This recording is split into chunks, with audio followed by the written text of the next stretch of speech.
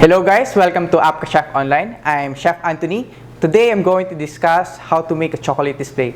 For the tools and equipments, we're going to use chocolate warmer, heat gun, medium-sized PVC pipe, of course, chocolate scraper. So I have large and medium size, and then dustpan, and then torch. I have small and medium, scissors, a small strainer, microplane, rubber spatula, ruler, offset spatula medium, small offset spatula, serrated knife, paring knife, cutter, ladle, and then small rolling pin, one hard brush, one soft brush, sponge, micro scale. We're going to use it for the micro and then the food coloring, okay? And then of course we're going to use some small airbrush, okay? And then for the whole components, we're going to use also the large airbrush, okay? And then of course we're going to use also some cookie cutters, rings, polycarbonate mold, cardboard, and then silicone mold, okay? That's all for the tools and equipments for making chocolate display. This is our chocolate display, which is a Japanese theme, okay? So we're going to do ekebana, okay? Ekebana means a Japanese flower arrangement, which means eke is arrange and then bana is flower, okay? So if you check the structure, it's super simple, okay? So we only have 4 components, okay? So the main structure, the letter S, and then the base, and then the sticks, leaf, and then the flower, okay? So for this one, as much as possible, you need to consider the flow of your display, okay? As much as possible, it will look like flowing, okay? So it's not totally bored, okay? So come at least the base, you need to do is a little bit heavier in order to support the whole display. Okay, so I divided the structure to 2 components, so it means we need to do it separate. Okay, so first one is the letter C, and then the second one is the another letter C. Okay, so next is the flower. Okay, so for the flower, come at least you do 1 big and then 1 small. So basically like 2 pieces, but in this chocolate display, come at least you have 1 extra for the flower. Okay, so next one is the leaf for this one. So for the leaf, we're going to use it for the sides of the flower, and then the disc, we're going to use it also for the side of the flower, but the leaf, sometimes I put it on the sticks, okay? And then for this display, come at least you need to present it very clean, okay? Start first making the structure. So we're going to use cardboard or illustration board, okay?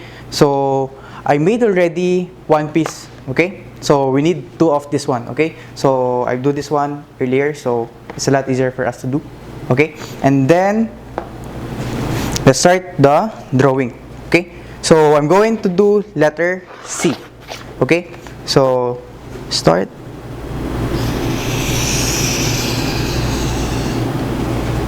Then after this one, we're going to cut it. It's either scissor or cutter.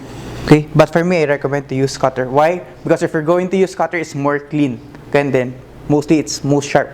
Okay, rather than using the scissor. Next is we're going to use ruler. So probably 1 straight line, but 2 inches thickness.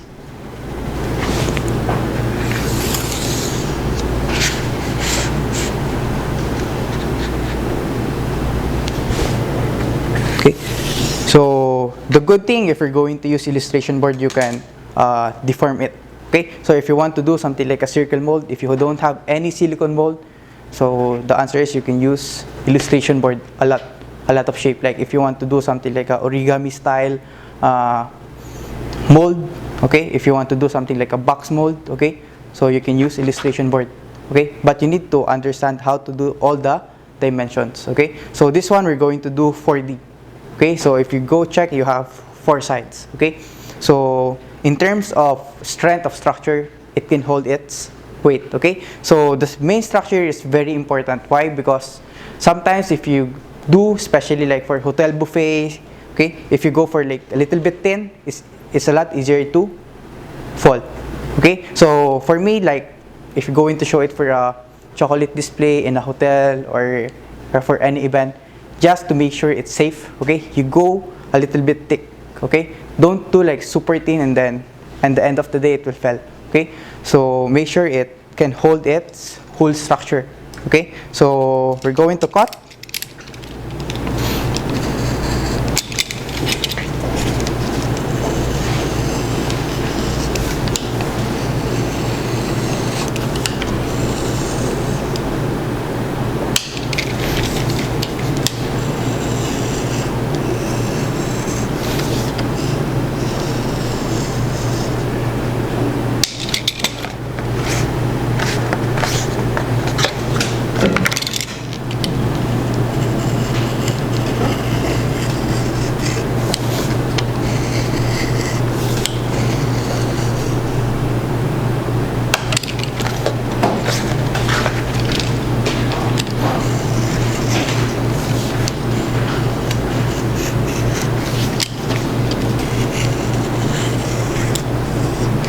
Then we go for the scissors. Okay.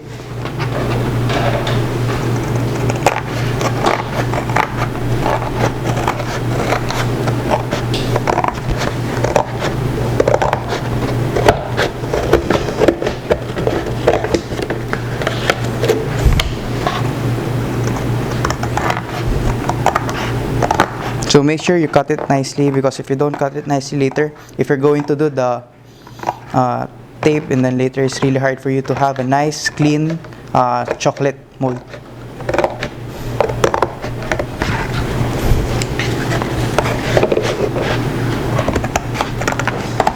Okay, one down. Next.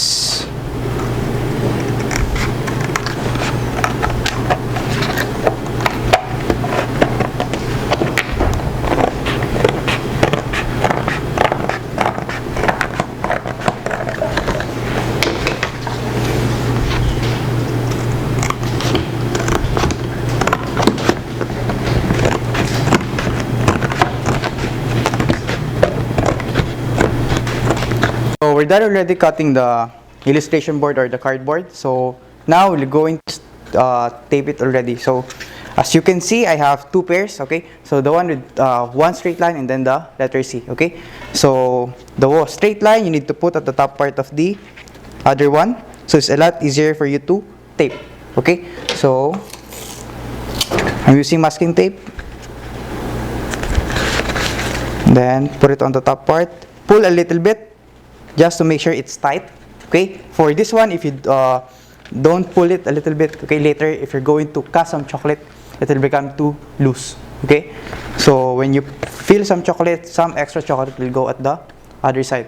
Okay.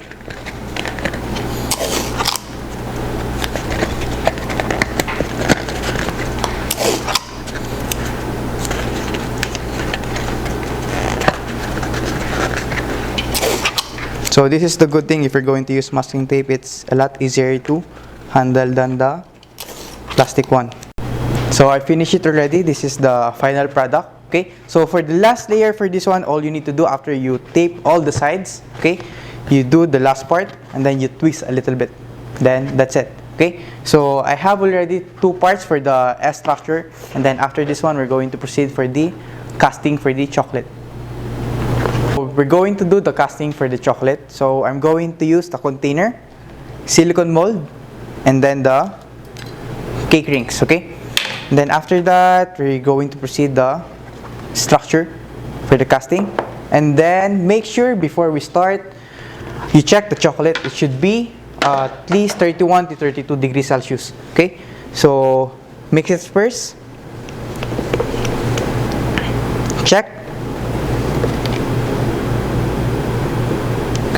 So for me, if you're going to do chocolate display, much better if you're going to use dark chocolate.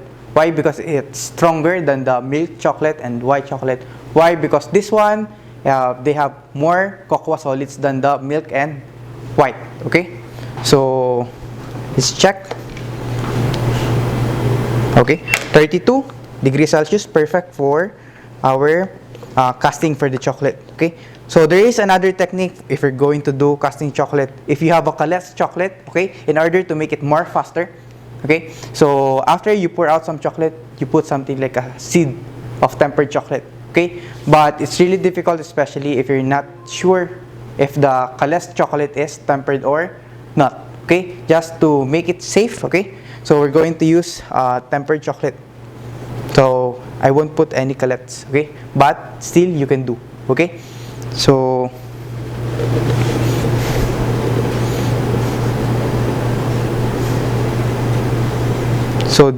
for this one you can use piping bag or container, but for me much better, I don't want to waste a lot of plastic, so I use container like this one, and then clean the sides after. Okay, or else if you're going to use piping bag later, if you're going to use, then you can use it only once, especially the small ones. Okay, but if you're going to use the big one, okay, maybe you can use it around 5 times to 3 times, but it's super messy. Okay, that's the advantage if you're disadvantage if you're going to use piping bag. Okay, so clean the sides, and then we're going to pour out first in the cake ring. So for this one, I'm going to pour out at least like 1/2, and then clean. And then for this one, the same, half also.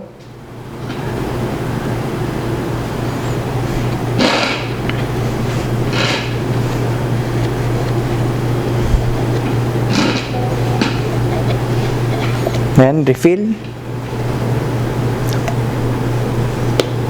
So basically the weight for the chocolate display is around 10 to 9 kg. Okay, so if the room is like around 18 degrees Celsius, 20 degrees Celsius, it's okay to make it a little bit lighter. But if the room is hot, make sure the structure or the base for your chocolate display is a bit heavy. Okay, so it can support more stronger. Okay, so this one we pour out halfway through also.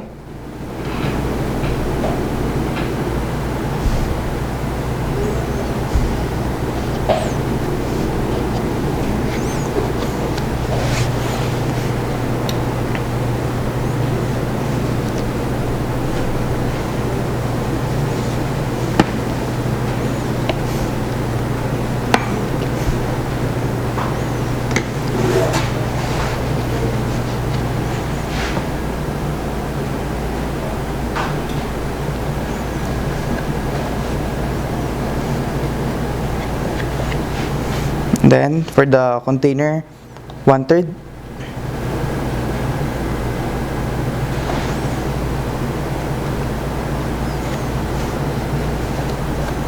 Okay, then we're done already for the base structure. Then top it a little bit just to remove the bubbles in the chocolate display.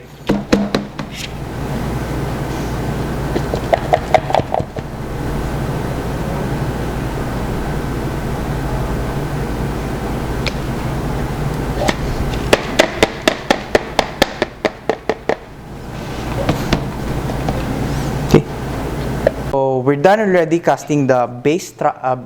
Okay, so we need to wait for this one until it matte at the top part before we put inside the chiller. Okay, so why we need to put inside the chiller? Okay, so the reason is we need to wait until it matte to protect the chocolate to get some condensation. Okay, you don't want to put some water in your chocolate. Okay, why? Because water will it will not help to make it more like strong. Okay, so what you could do is wait for it until it matte and then put inside the chiller, but at least you put it in like around 15 minutes. Longer than that, the chocolate, it will become like a solid structure, but the thing is it will become too strong for contraction for the chocolate. Okay, at least around 10 to 15 minutes. Okay, and then set it aside, and then we can start already casting the main structure. Okay, so we're done already for the base. So next we're going to cast the structure, the one in the top part and then the bottom part. So this one you need to fill until at the top part.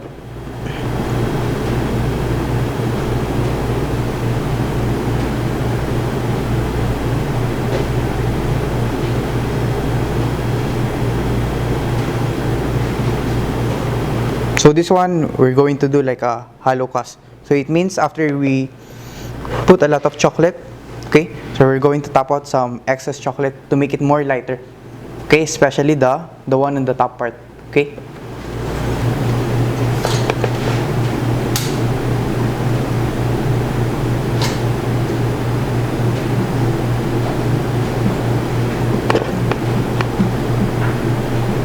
So as you can see, it's already matte at the top part. You can touch it, okay, so it's not totally wet, so it means you can put inside the chiller for around 10 to 15 minutes, okay. If you go more than 15 minutes later, it will contract too much and then you can see some crack, okay, so it means you need to do it again from the start, okay. So be careful, especially if you're going to mix the chocolate. Sometimes you can see some white marks on the top part, so it means it's improper mixing method, okay. So make sure before you pour it out, it's totally all the same color, okay, though no white strips on the top part, okay. So let's put this one in the chiller, okay. So we're done already for the base, okay. So we're going to unmold. So what I'm looking for the chocolate is something like this one, okay, clean sides and shiny always, even if I'm going to use the one in the cake ring, okay. So I'm going to unmold the one in the cake ring. So see, it's a lot easier to handle. And you check the sides and then the bottom part. So you can see it's properly contract without any white spots on the top part. So it means the chocolate is properly tempered. Okay. So we check the bottom part, and then if you see something like this one, excess chocolate. Okay. So what you can do, you use a scraper and then scrape up a little bit until it becomes totally flat. Okay. So for the silicone. Okay, so we're going to unmold this one also. Okay. Push.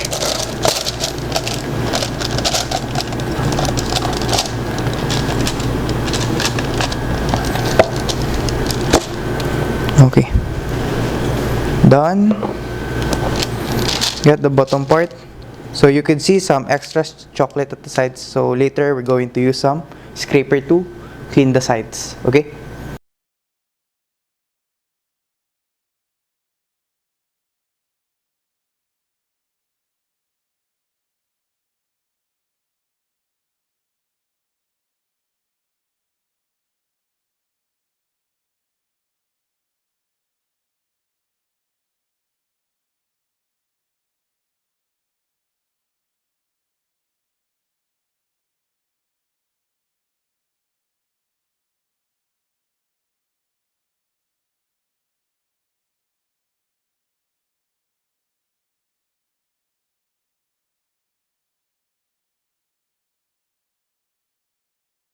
So for the base part, if you check the mold, they have some bump, okay. So what you could do for this one is you need to scrape until it becomes flat, so it can stand.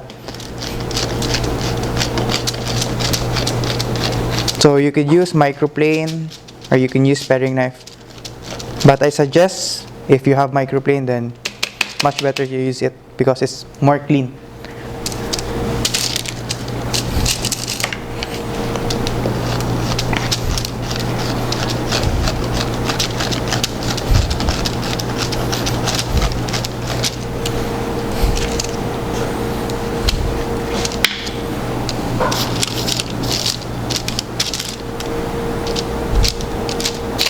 So make sure it's totally flat.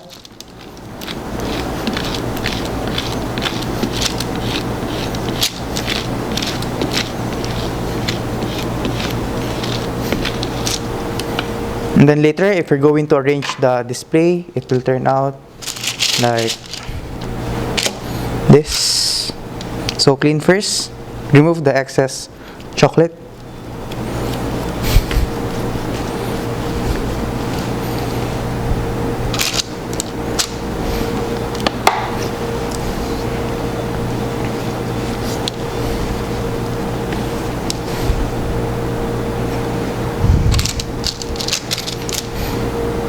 So this is the first part for our chocolate display, and then later we're going to put the main structure at the top part. So basically it will turn out like something like this height, so around 90 cm.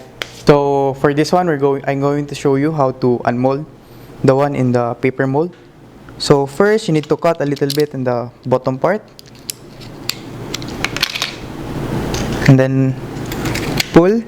So this is the advantage if you're going to use masking tape. It's easier to work than the plastic, but I think in sugar it's a lot easier to use the plastic one, but not in chocolate.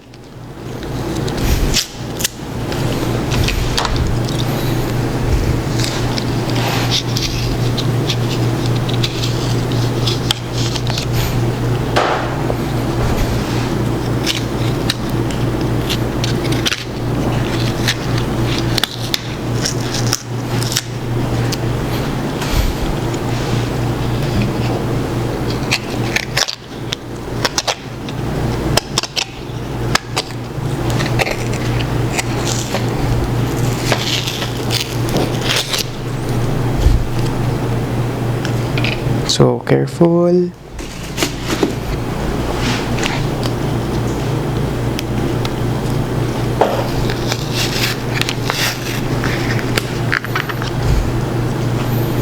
Then after, we need to clean the side of the structure. So make sure it's flat, especially the bottom part and then the top part.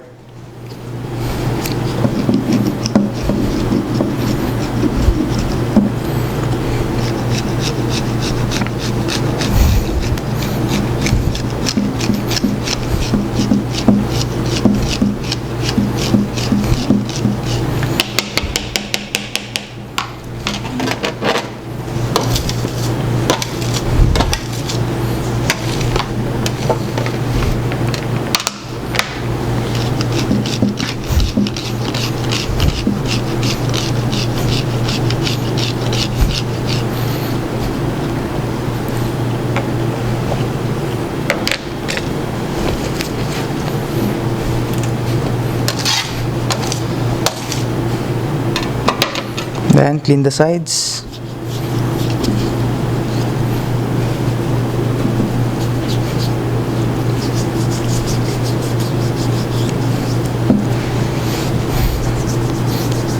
So you could use scraper or you can use your warm hands, but for me I recommend to use warm hands because it's a lot easier to clean rather than using the scraper, especially only for this structure.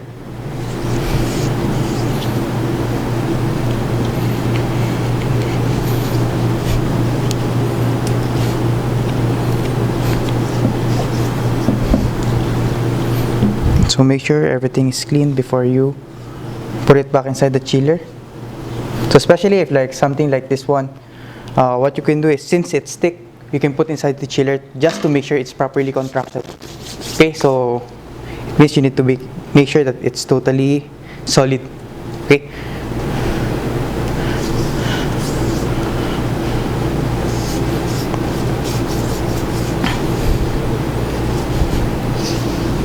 So next is we're going to do the flowers. Okay, so for the flowers, we need to do some flat base, and then half spear, and then whole spear at the top part. So the second spear is like, you need it to feel like totally full. Okay, the second spear is, you need to do it something like this one, like totally round, but as much as possible, if you can make it something like hollow, much better because it's lighter. Okay, so you can do also like a bit thick, but not a solid one. Okay, the problem is if you're going to put it in your chocolate display, sometimes it will become too heavy for the display. So if something happens, you cannot use it anymore. Okay, so for the base, you need like around 4 pieces. One for the display, for the chocolate that can stick the flower, and then the other one is for the base for the flower itself. Okay, so let's start. This one I need 4. So not too thick, maybe like around 1/8 is fine.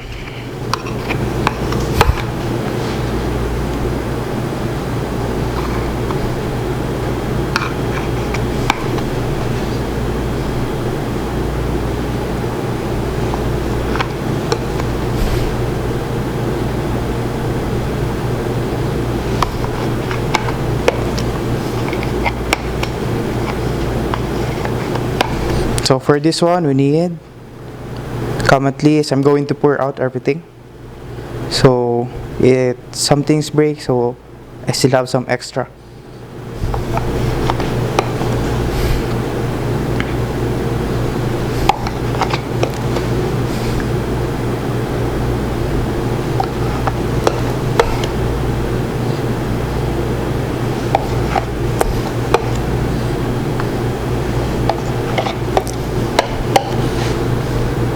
This one maybe 4 pieces, solid.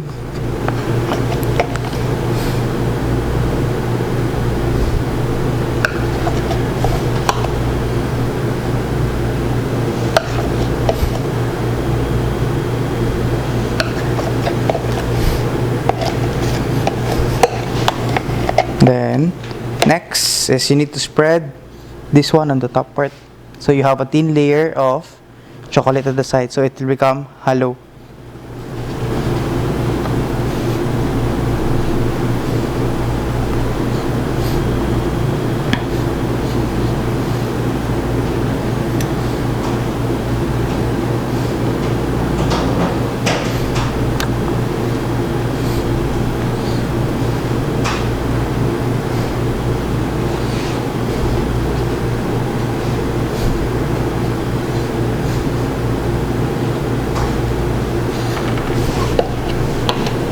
Then after, you need to top until it becomes totally flat, especially the base and then the half sphere.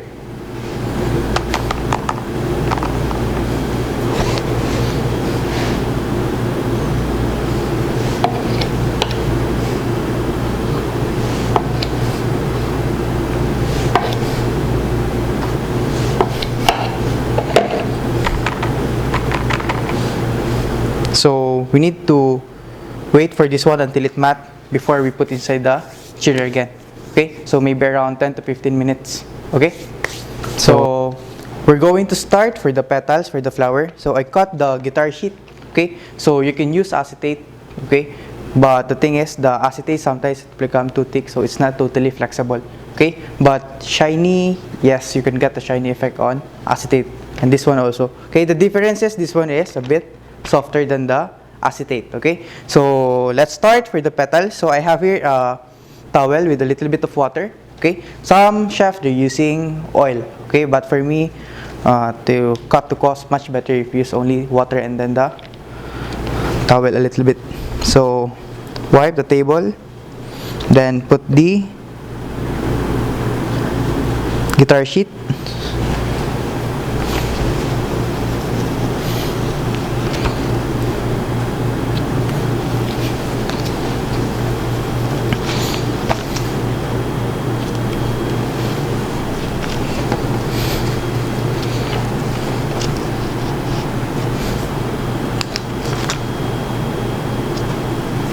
Okay,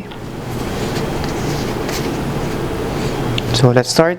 Okay, so petals, make sure the chocolate is around 31 to 32.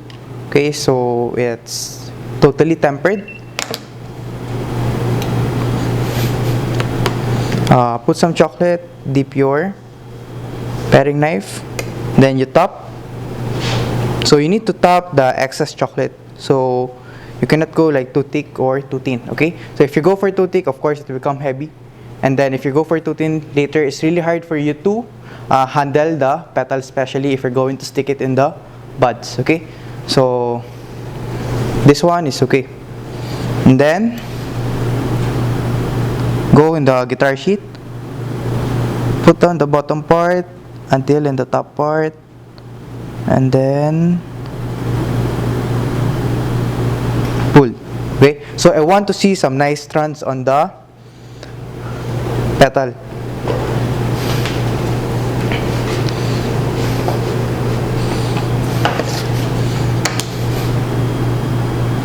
So bottom first and go to the top part, pull the tip part, and then pull down. Okay,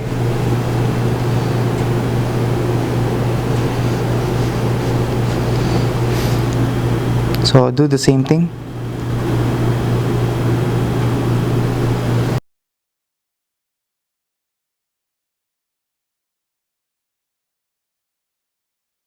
Then you need to put it on the PVC pipe.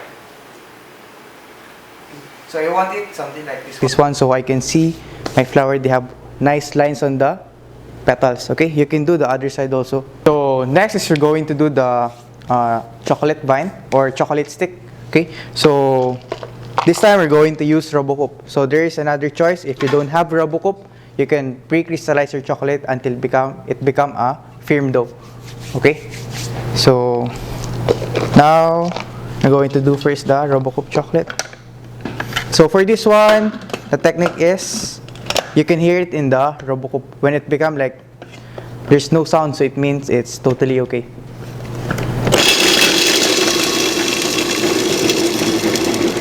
If you feel the sound and then you stop, and then get some chocolate.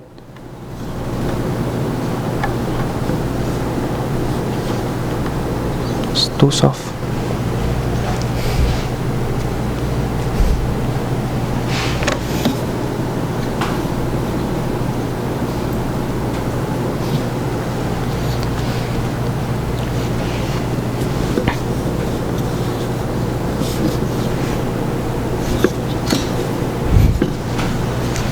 So let's start making the Robocoop chocolate or the chocolate stick. Okay, so make sure the chocolate is firm enough or smooth. Then you need to press a little bit just to remove some air pockets. Okay, so roll out. Then later we're going to use the acrylic board to make it more thinner.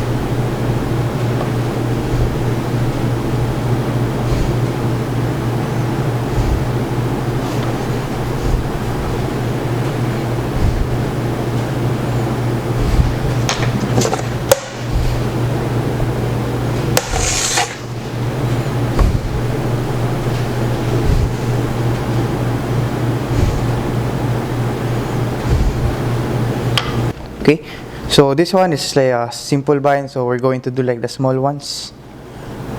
So make sure it's smooth.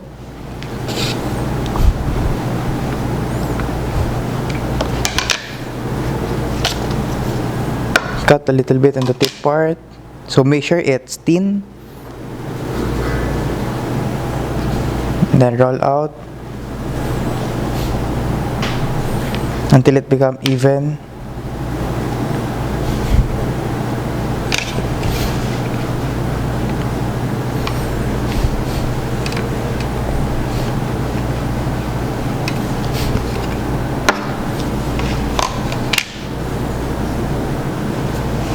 Done for this one, the small ones, and then set aside. So we're going to do already the flower. So first you need to unmold the base first. Okay, base, and then the whole spear.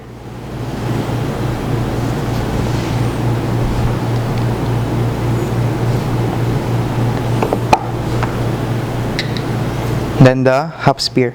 So for this one, I'm going to do like a small and fully bloom flower. Okay. So before you start, you need to do some scratches in the chocolate so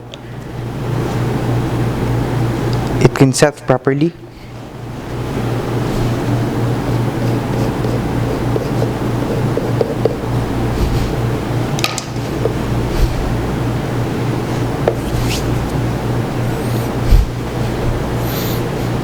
Then torch a little bit.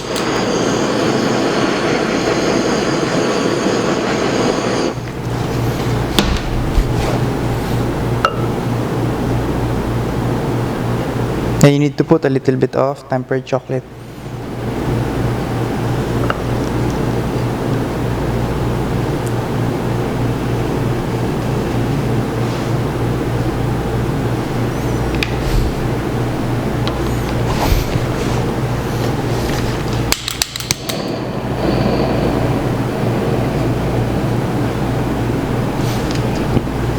So make sure if you're going to stick chocolate, both sides should be a little bit wet, or you need to warm it a little bit, okay, in order to stick it properly, because if this one is cold and the other one is cold, then you put tempered chocolate, it won't hold properly.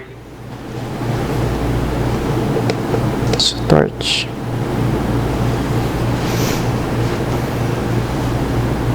Then clean the sides.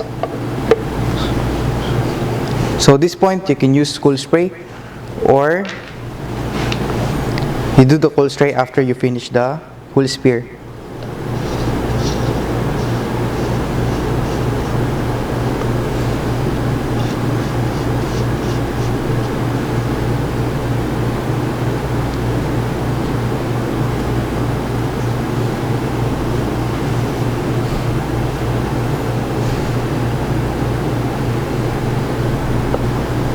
Then heat up the bottom part, then we're going to stick it to the base part.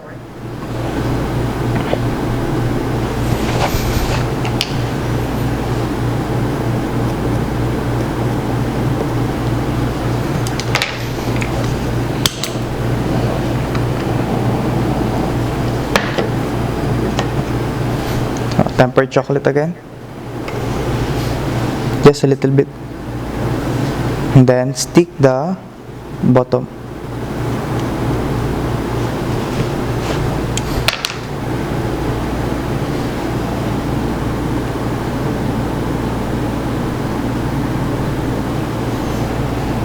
So this time you can use the cool spray. Then after, we're going to unmold the petals first, then we can continue for the flower. So petals is already set, okay, so you could check the back part is super shiny, okay, and then the another part, it's shiny also. So what you could do, you need to peel off the plastic gently until you get all the nice petals, okay. So for this flower, we're going to do like around 4 layers. So basically you need 35 to 40 petals each flower.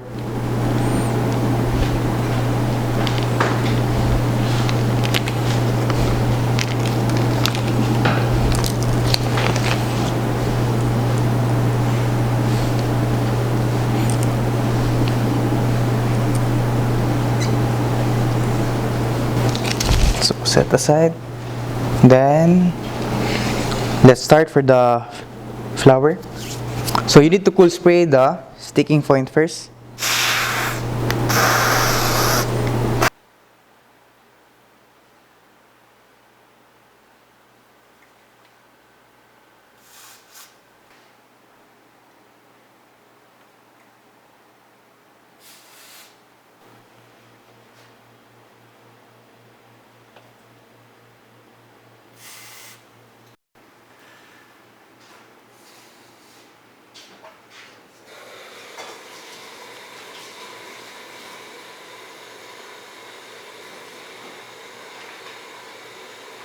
We're going to start already sticking the base, okay? So we're going to start from the bottom first. So it means this big thick chocolate, and then you put the small ones on top part, but make sure you clean it first.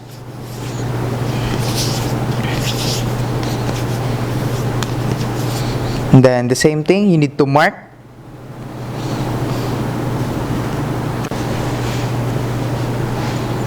And then do some scratches.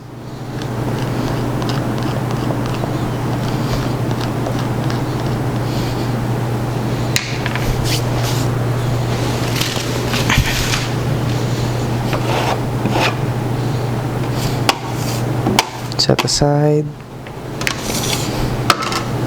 The same thing also here.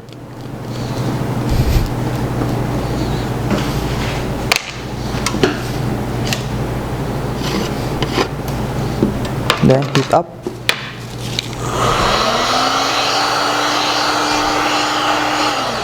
Then put some tempered chocolate.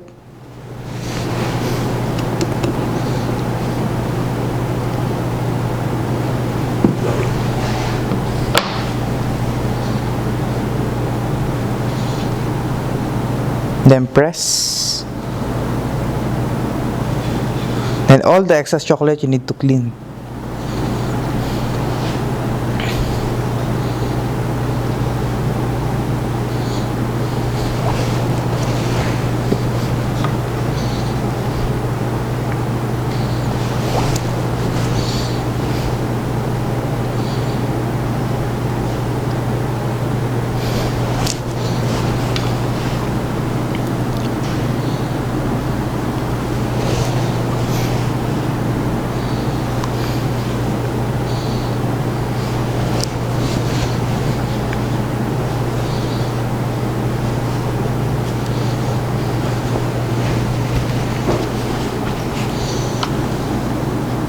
So make sure there's no gap in the bottom part. So you need to press more until you cover all the air pockets. And then you need to stick it with cool spray.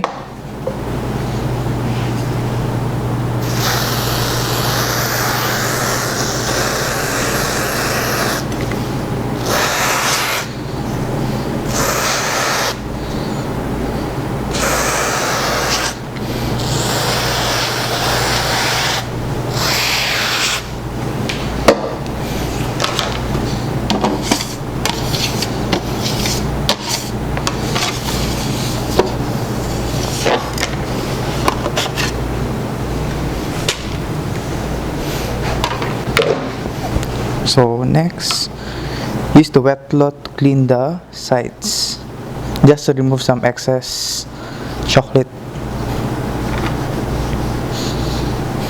Make it smoother.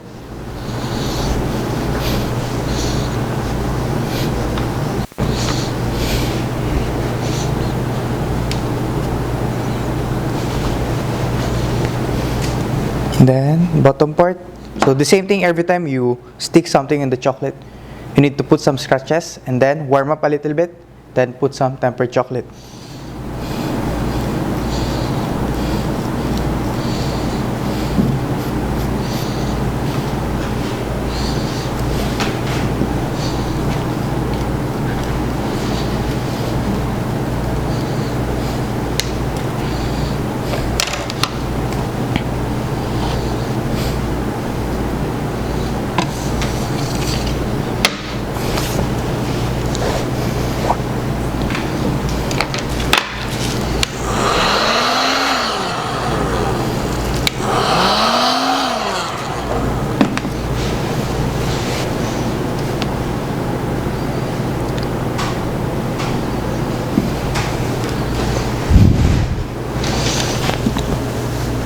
Press,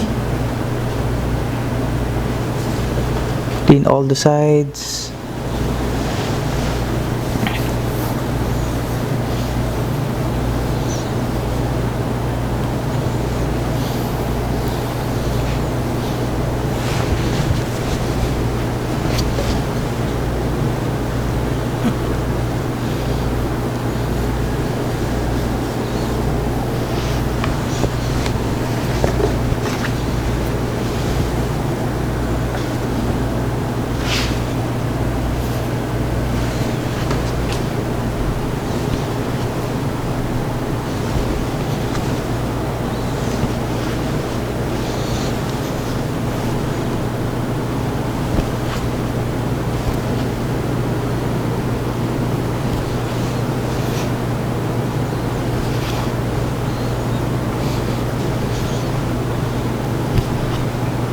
Then when it's in the center, spray it with cool spray.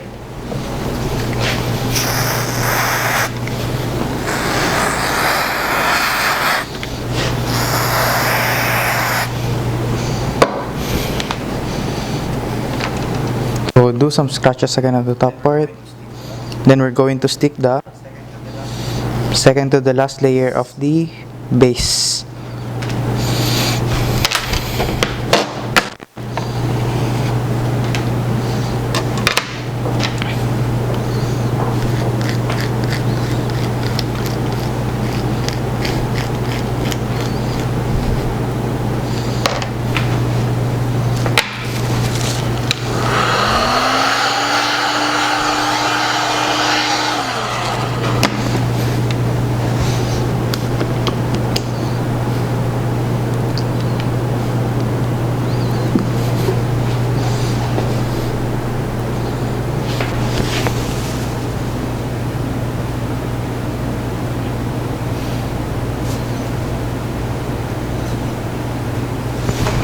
Press.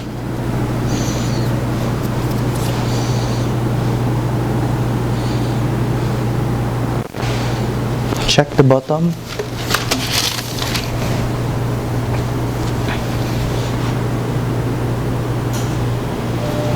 Okay. Then cool spray.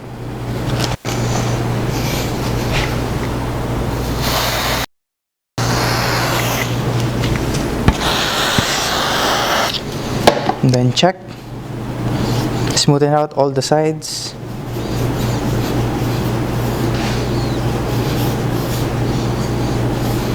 Check if it sticks properly. I think it's okay.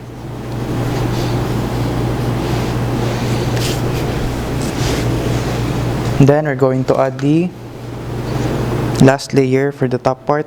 So need to check first. Clean up a little bit.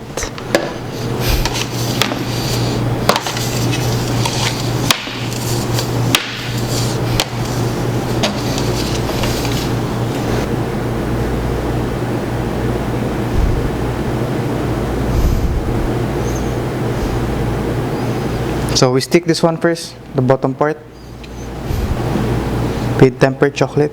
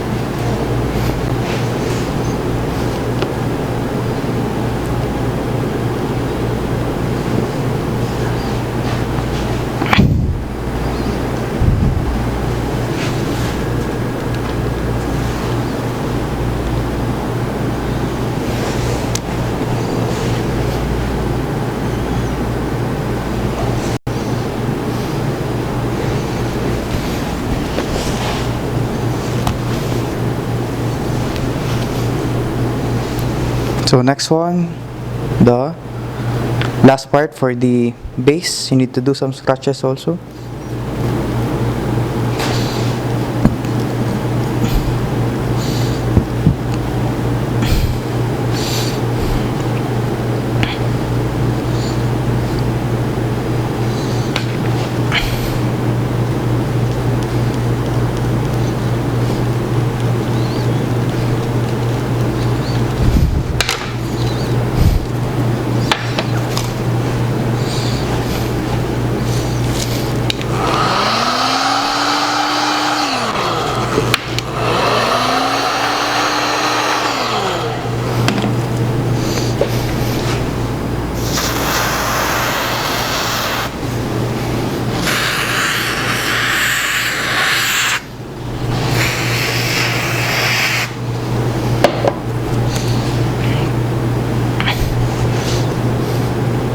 Little bit of chocolate.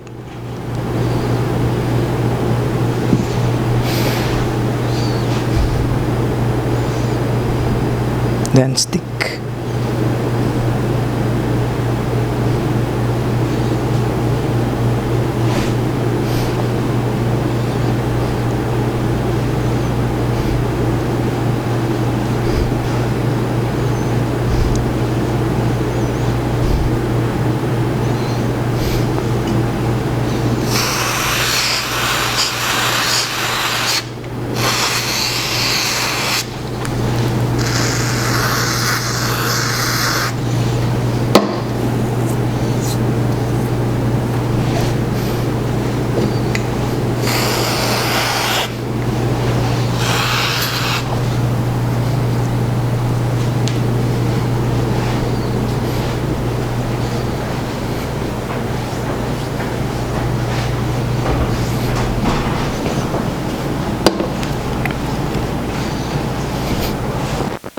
Then we need to put some extra chocolate at the back part.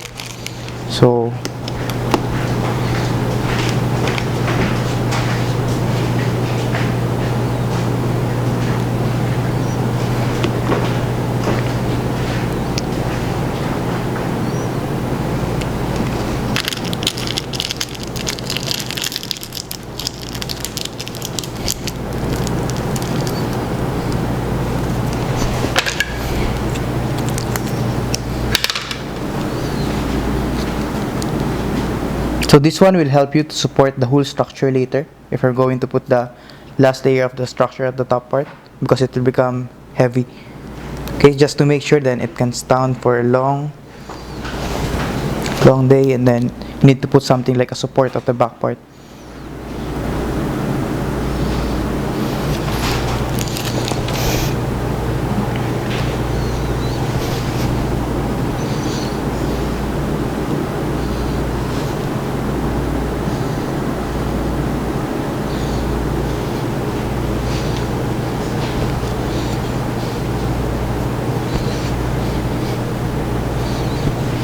Alright, so if you're going to check the view, this is the front.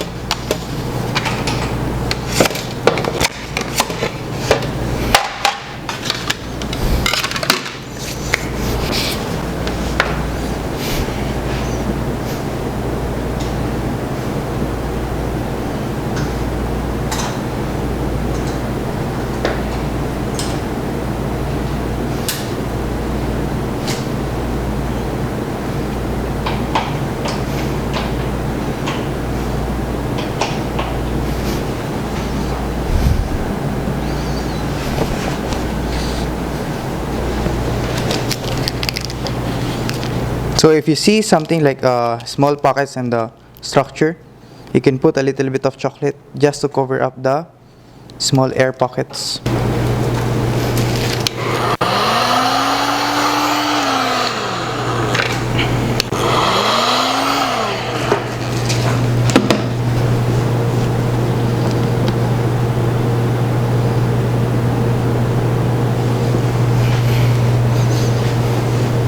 Hopefully it sticks. Stick it nicely.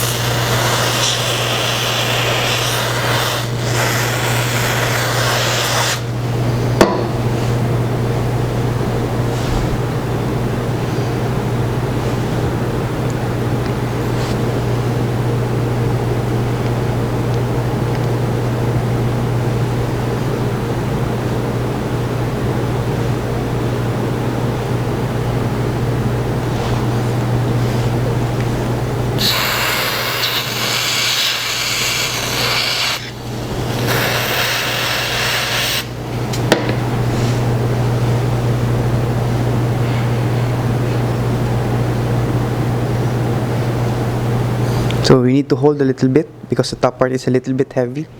And then after this one, we're going to put Robocop chocolate just to support the whole thing.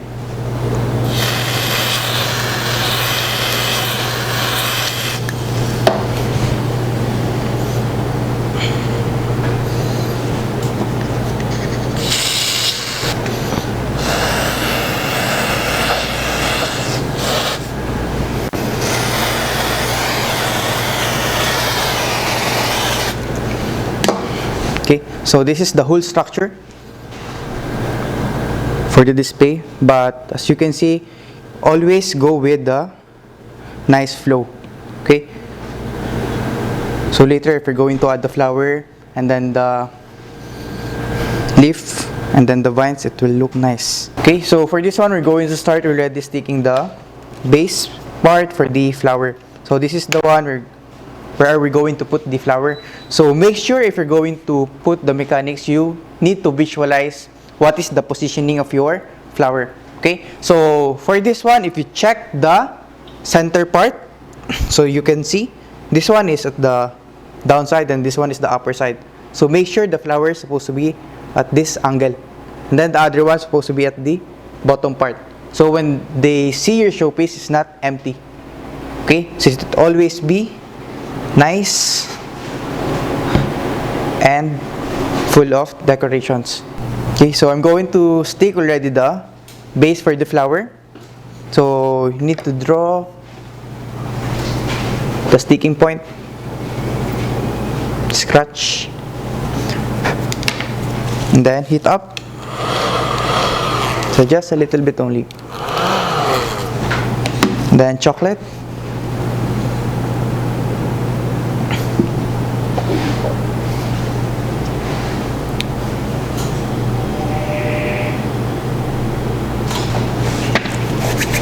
So I have here some extra Robocoop chocolate, and then I'm going to put it under the base just for support.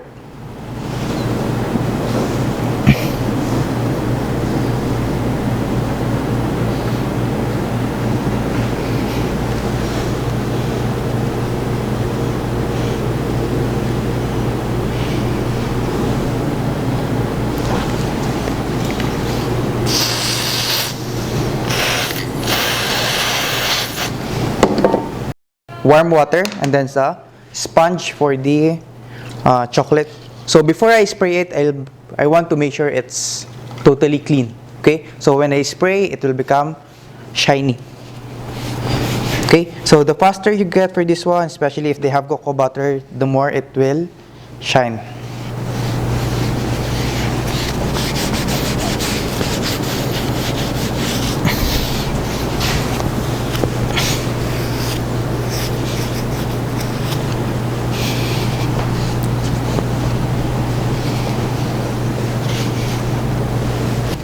So next, I'm going to stick already the vines.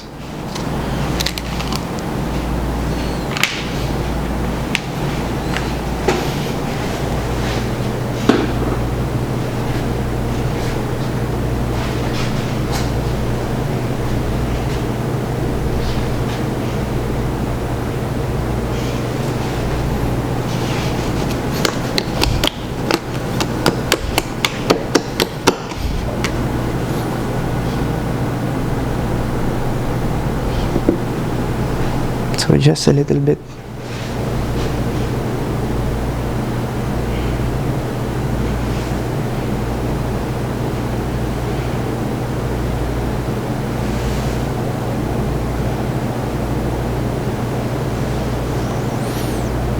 Okay, so I'm going to airbrush already the flower. So since the flower is frozen, okay, so the effect for this one is velvet. Okay, so no need to temper the cocoa butter.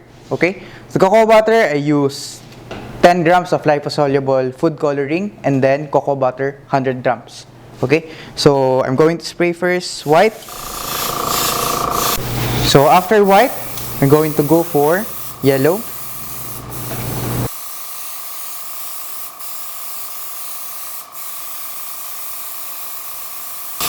So the red one, we're going to put on the top tip part.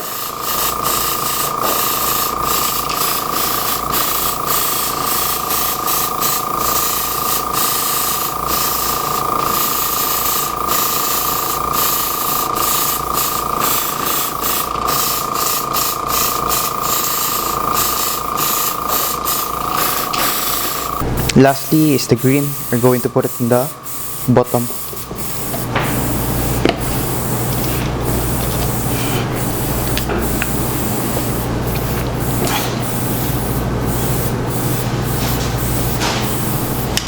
For this one, I'm going to use tempered cocoa butter, okay, because the item for this one is not frozen. Okay, so it's room temperature. So it's very important if you're going to use tempered cocoa butter, give you a nice shiny. Okay, so let's start. For this one, I'm going to heat up a little bit the tip part because of the cocoa butter is around 30 to 29 degrees Celsius, but ideal temperature is like around 28 or 30 degree.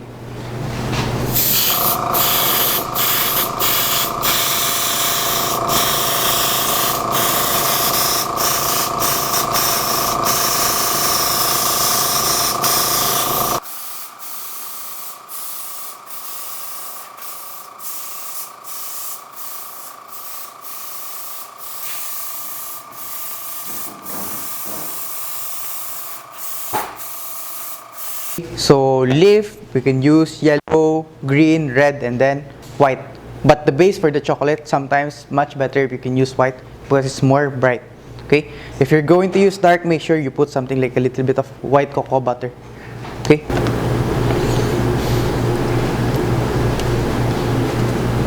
So I'm going to use hard brush, one straight line.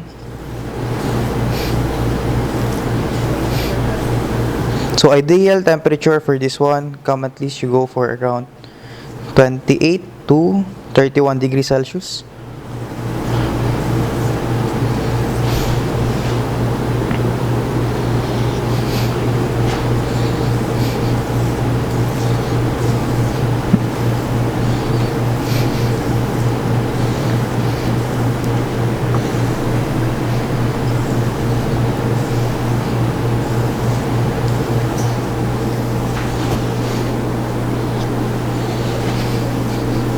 So after this, we're going to put yellow.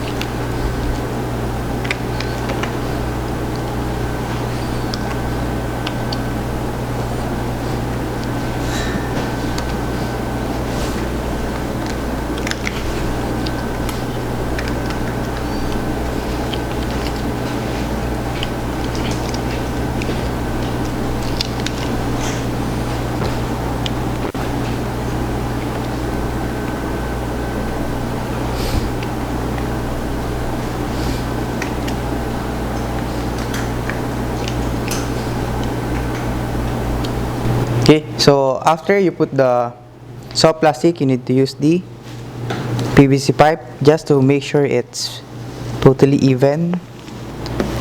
And then while it's still half set, and then that's the time you can cut it with cookie cutter.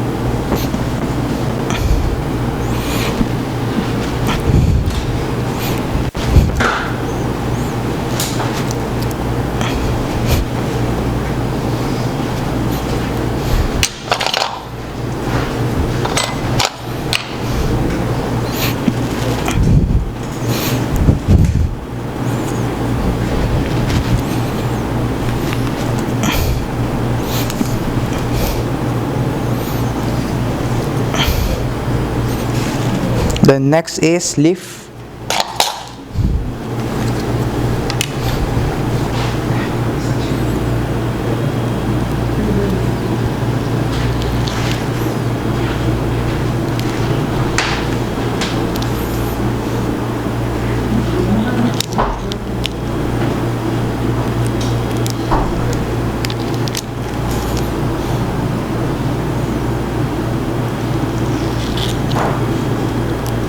So we're going to arrange the flower already and then the extra vines.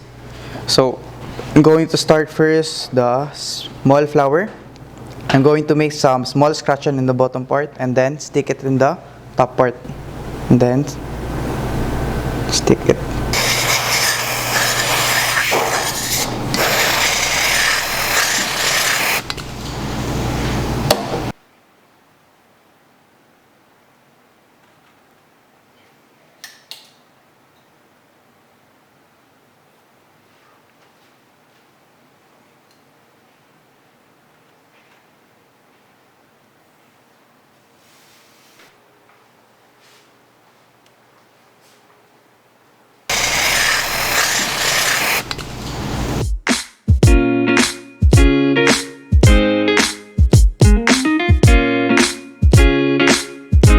And this is our chocolate display. And again, I am Chef Anthony. Thank you for watching.